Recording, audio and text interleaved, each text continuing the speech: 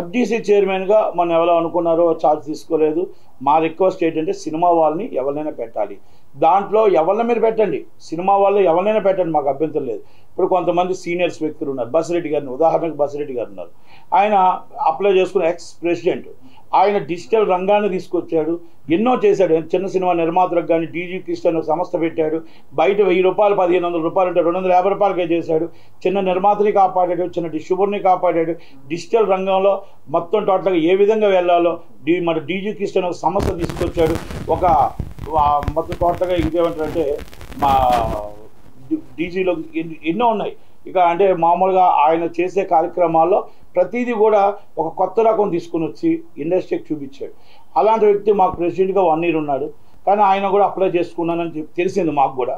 అలాగే ఆయన కూడా ఆయన పెట్టుకోవచ్చు, లేకపోతే మేబీ ఇంకెవరికైనా ఇచ్చుకోవచ్చు, కానీ తెలిసిన వాళ్ళకి ఇస్తే మంచిది అనేది ఒకటి. ఇలా ఇప్పుడు ఛాంబర్ వారిని కానీ అందరినీ కూడా అడిగారు, గవర్నమెంట్ కూడా మీరు ఎవరిని రికమెండ్ చేయమంటారు, మనం కూడా తెలిసిన వాళ్ళు రికమెండ్ చేస్తే బాగుంటుంది అనేది మా ఉద్దేశం. ఛాంబర్ జాయింట్ సెక్రటరీగా కౌన్సిల్ జాయింట్ సెక్రటరీగా ఈసీ మెంబర్గా మేము రిక్వెస్ట్ చేస్తున్నాం. ఇది ఒకటి. రెండోది, ఇంకా మూడోది వెళ్ళిపోతుంటే ఈ డ్రగ్స్ మాఫియా సినిమా ఫీల్డ్కి ఎందుకు అంటుకుంటుంది? ఈ మొత్తం టోటల్గా ఈ ఎంటైర్ ఈ భూ కుంభకోణాలు, చిత్రభూమి కాలనీ కుంభకోణాలు అసలు ఎక్కడికి వెళ్ళిపోతుంది? ఇది ఈరోజు ఘటన కాదు.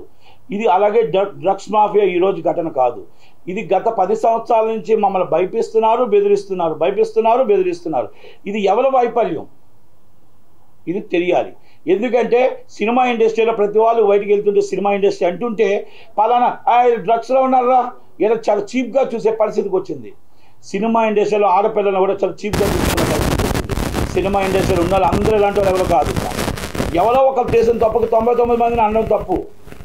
చేసినది డైరెక్ట్గా పోలీసులు ఫోటో పెట్టారు, సాక్ష్యాధారాలు చూపించారు. మీకు ధైర్యం ఉంటే తీసుకెళ్ళి అరెస్ట్ చేయండి, 2 సార్లు 3 సార్లు అయితే పీడీ యాక్ట్ లోన్ వేసేయండి.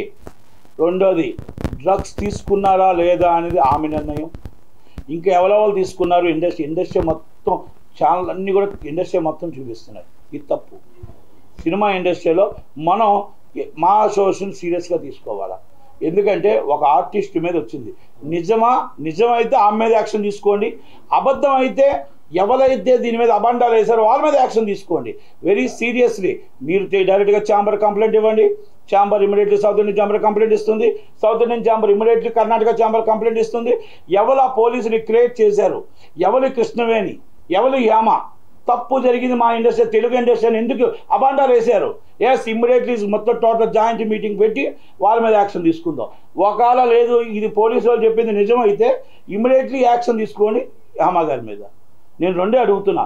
తప్పు చేస్తే మన మనిషిని కాపాడుకుందాం, ఒప్పు చేస్తే ఇమ్మీడియట్లీ రిమూవ్ చేద్దాం. ఎందుకంటే మనం సురేష్ కొండేటి అన్న ఆయన వ్యక్తిగతంగా ఏదో ఒక ఈవెంట్ చేసుకుంటున్నాడు, ఒక చిన్న పొరపాటు జరిగిందో ఏం జరిగిందో, మేబీ పొరపాటు జరిగిందండొచ్చు మన రాష్ట్ర